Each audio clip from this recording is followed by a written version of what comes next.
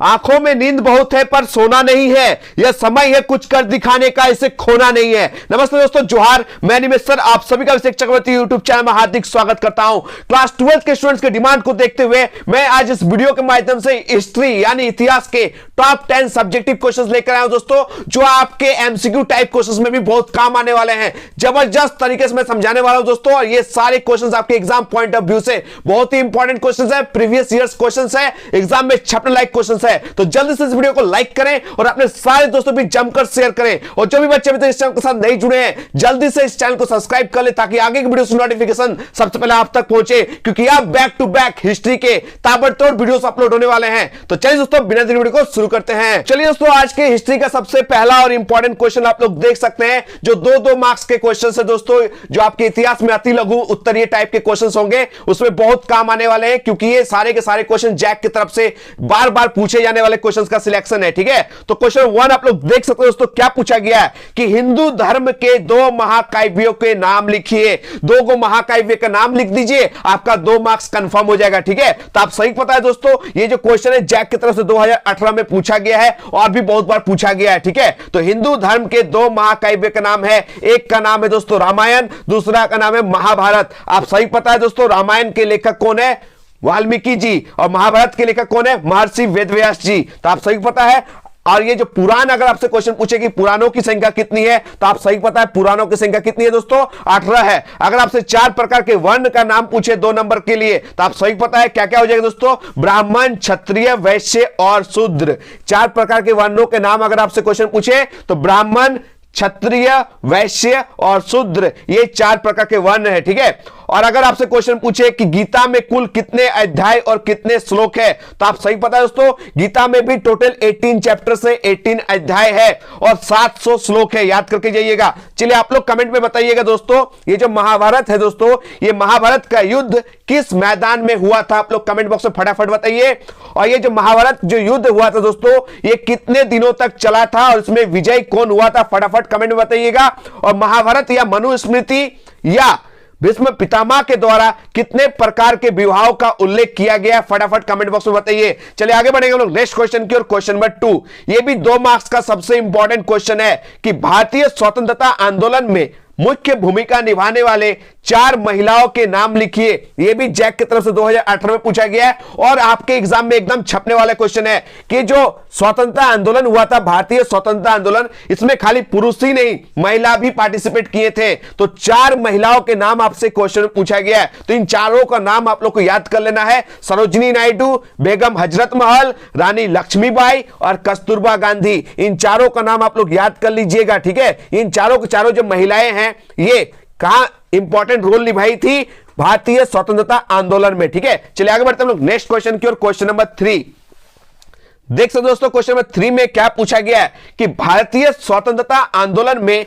मुख्य भूमिका निभाने वाले 4 पुरुषों के नाम। अभी हम लोग 4 महिलाओं के नाम देखें, आपसे 4 पुरुषों के नाम भी पूछा जा सकता है। और जैक की तरफ से तो 110% ऐसे टाइप के क्वेश्चंस 2 मार्क्स में एकदम फंसेंगे। ठीक है, एकदम छपेंगे। ये भी क्वेश्चन जैक की तरफ से 2016 में पूछा गया है, 2019 में पूछा गया और आप लोग के 2024 में ये क्वेश्चन छपेगा कि भारतीय स्वतंत्रता आंदोलन में मुख्य भूमिका निभाने वाले 4 पुरुषों के नाम। तो सबसे पहले आप लोग लिखिएगा महात्मा गांधी, दूसरा पंडित जवाहरलाल नेहरू, तीसरा सुभाष चंद्र बोस, डॉक्टर राजेंद्र प्रसाद, मंगल पांडे, चंद्रशेखर आजाद, भगत सिंह, बाल गंगाधर तिलक। इतने नाम याद करके जाइएगा, किन्हीं 4 का नाम आप लोग लिख कर आइएगा। ठीक है, चलिए आगे बढ़ते हैं नेक्स्ट क्वेश्चन की ओर। क्वेश्चन नंबर 4 देख सकते हो दोस्तों, क्वेश्चन नंबर 4 क्या पूछा गया कि अकबर का जन्म कब और कहां हुआ था? यह भी क्वेश्चन 2019 में 2 मार्क्स का पूछा गया था। तो अकबर का जन्म याद रखिएगा 15 अक्टूबर। कब दोस्तों? 15 अक्टूबर 1542। 15-15 मैच करना चाहिए। ठीक है, 15 अक्टूबर 1542 में अमरकोट में हुआ था। कब हुआ था? तो ये हुआ था। कहां हुआ था? तो ये याद रखिएगा कब हुआ था? 15 अक्टूबर जो है 1542 में। अकबर का पूरा नाम आप लोग कमेंट बॉक्स में बताइएगा। ठीक है, और अकबरनामा के लेखक कौन है, ये भी आप लोग कमेंट बॉक्स में जरूर बताइएगा कि अकबरनामा के लेखक कौन है। ठीक है, और जजिया कर को किसने और कब समाप्त किया था? जजिया कर है दोस्तों, वो है क्या एक्चुअली में? तो आप सही पता है दोस्तों, गैर मुस्लिम कर। ठीक है, तो जो लिया जाता था इसको समाप्त कर दिया था। वो हिंदुओं से लिया जाता था। जो गैर मुसलमान कर है दोस्तों, जिसे जजिया कर कहते थे, उसे हिंदुओं से लिया जाता था। तो उसे किसने और कब समाप्त किया, ये आप लोग कमेंट बॉक्स में फटाफट इसका आंसर दीजिए। चलिए आगे बढ़ेंगे लोग नेक्स्ट क्वेश्चन की ओर। क्वेश्चन नंबर 5 देख सकते हो दोस्तों। क्वेश्चन नंबर 5 में क्या पूछा गया कि प्राचीन भारतीय इतिहास के अध्ययन के कौन कौन से स्रोत हैं। अगर आप प्राचीन इतिहास पढ़ेंगे, एंशिएंट हिस्ट्री को अगर जानना चाहते हैं, तो इसके लिए क्या क्या सा सोर्सेस है, कौन कौन सा सोर्स है, कौन कौन सा स्रोत है, ये आपसे क्वेश्चन पूछा गया है। बस 3 गो स्रोत का नाम लिख दीजिए, आपका 2 मार्क्स कंफर्म हो जाएगा। ये भी जैक की तरफ से 2019 में क्वेश्चन पूछा गया और भी बहुत बार पूछा गया है। तो आप सही पता है दोस्तों, सबसे पहला होता है पुरातात्विक स्रोत। पुरातात्विक स्रोत जो है वो बहुत ही इंपॉर्टेंट है। जैसे हड़प्पा के बारे में हम लोग कैसे जाने, हड़प्पा जो स्थल है दोस्तों, दयाराम साहनी, मोहनजोदड़ो की खोज आप सही पता है किसने की थी, राखलदास बनर्जी ने। तो वहां पर जाके बहुत सारी चीजें खोजे थे पुरातात्विक स्रोत से, उस सभ्यता के बारे में जानकारी मिलती है। तो सबसे पहले पुरातात्विक स्रोत जानेंगे। दूसरा साहित्यिक स्रोत। What do you mean by साहित्यिक स्रोत? साहित्यिक स्रोत यानी किताब, ठीक है। साहित्य से हम लोग प्राचीन इतिहास के बारे में जान सकते हैं। जैसे अगर मौर्य साम्राज्य के बारे में आपको जानना है तो आपको क्या पढ़ना होगा, चाणक्य की अर्थशास्त्र, और एक पढ़ना होगा दोस्तों इंडिका। आप सही पता है मेगास्थनीज का जो इंडिका है, मेगास्थनीज कौन थे, एक विदेशी यात्री थे ना, उनका इंडिका पढ़ेंगे तो आपको मौर्य साम्राज्य के बारे में जानकारी मिलेगी, ठीक है। तो याद रखिएगा, पुरातात्विक स्रोत, साहित्यिक स्रोत और विदेशी यात्रियों के विवरण। जो जो विदेशी यात्री यहां आकर पुस्तकें लिखे हैं उनका विवरण से भी हम प्राचीन इतिहास के बारे में जान सकते हैं। तो तीनों याद कर लीजिएगा, ठीक है। चलिए आगे बढ़ते हैं नेक्स्ट क्वेश्चन की ओर। क्वेश्चन नंबर 6 क्या पूछा गया कि निर्गुण और सगुण भक्ति में क्या अंतर है। 2 मार्क्स का क्वेश्चन है तो ज्यादा बड़ा नहीं लिखना है।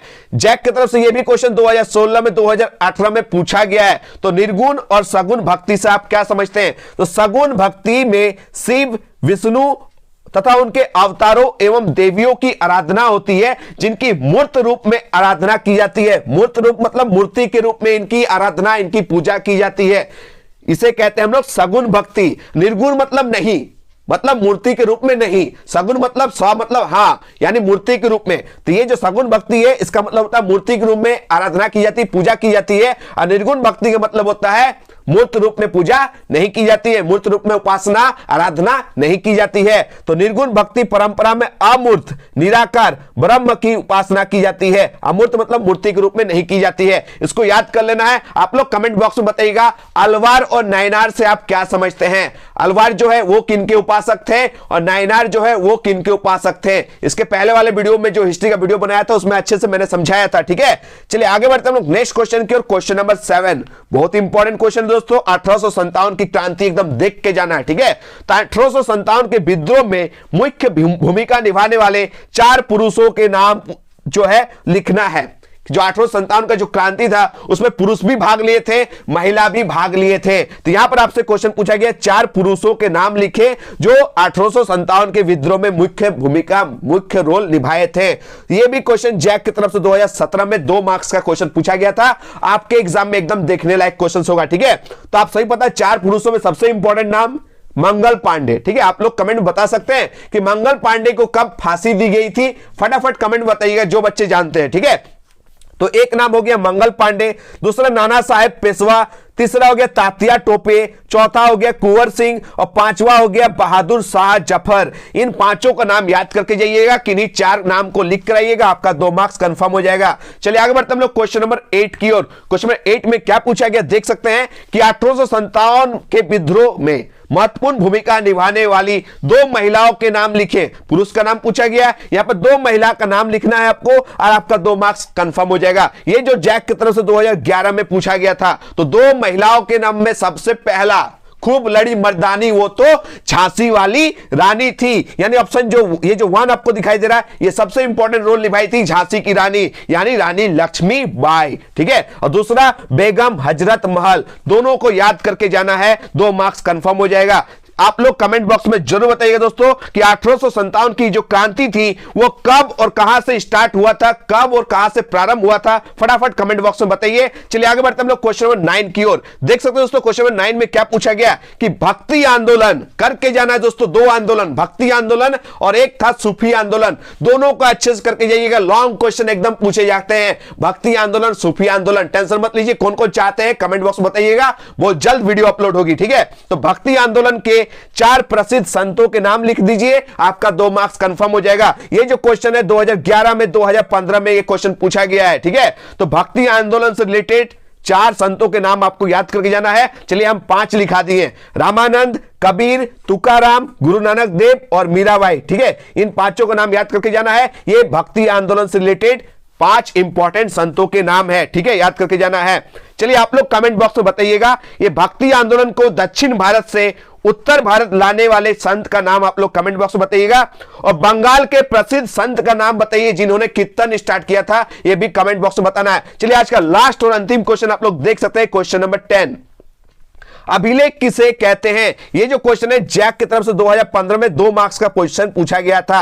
ये जो क्वेश्चन है 2 मार्क्स का भी पूछा जाता है, 3 मार्क्स का भी पूछा जाता है। तो अभिलेख को अच्छे से समझना है, अभिलेख किसे कहते हैं तो याद रखिएगा, शासकों या अन्य प्रभावशाली व्यक्तियों द्वारा शिलाओं, शिला किसे कहते हैं दोस्तों, पत्थर, शिला का मतलब क्या होता है, पत्थर, ठीक है। शिलाओं एवं धातुओं की चादरों पर खुदे हुए संदेश, विवरण या आदेशों को अभिलेख कहते हैं। सर अभी देखने को मिलेगी, चलिए सरकारी कुआं आप लोग देखे हैं या सरकारी रोड देखे हुए हैं ना, तो वहां पर देखिएगा लिखा रहता है कि विधायक के द्वारा, मुखिया जी के द्वारा बनाया गया, तो वहां पर देखिएगा पत्थर में खोद खोद के लिखा हुआ रहता है। ब्लैक कलर का शिलापट होता है, व्हाइट कलर का शिलापट होता है, उसमें आपको दिखाई देगा, वही होता है अभिलेख, याद रखिएगा, ठीक है। तो शासकों या अन्य प्रभावशाली व्यक्तियों द्वारा शिलाओं यानी पत्थरों एवं धातुओं की चादरों पर खुदे हुए संदेश यानी मैसेज, विवरण या आदेशों को अभिलेख कहा जाता है या अभिलेख कहते हैं।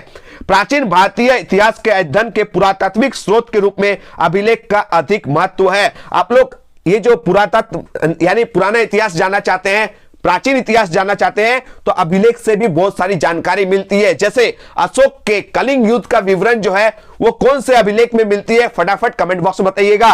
अशोक का जो कलिंग युद्ध का जो विजय का विवरण है, उल्लेख मिलता है, वो कौन से अभिलेख में मिलता है, फटाफट कमेंट बॉक्स में बताइएगा। ये था दोस्तों आज का top 10 MCQ plus subjective type questions जो आपके एमसीक्यू में काम आएंगे ही आएंगे, प्लस 2 नंबर वाले सब्जेक्टिव टाइप क्वेश्चंस में ये सारे क्वेश्चंस आपको देखने को जरूर मिलेंगे, ठीक है। तो आशा करते हैं दोस्तों आज का ये जो वीडियो है आप लोगों को बहुत अच्छा लगा। अगर लगा तो प्लीज इस वीडियो को लाइक कीजिए, जमकर दोस्तों प्लीज शेयर कीजिए, ठीक है। कोई कंजूसी मत कीजिए। अगर इतिहास का तैयारी मेरे साथ कौन कौन करना चाहते हैं कमेंट बॉक्स में बताइएगा। मिलते हैं दोस्तों एक नए धमाकेदार वीडियोस के साथ। धन्यवाद, जय हिंद, वंदे मातरम।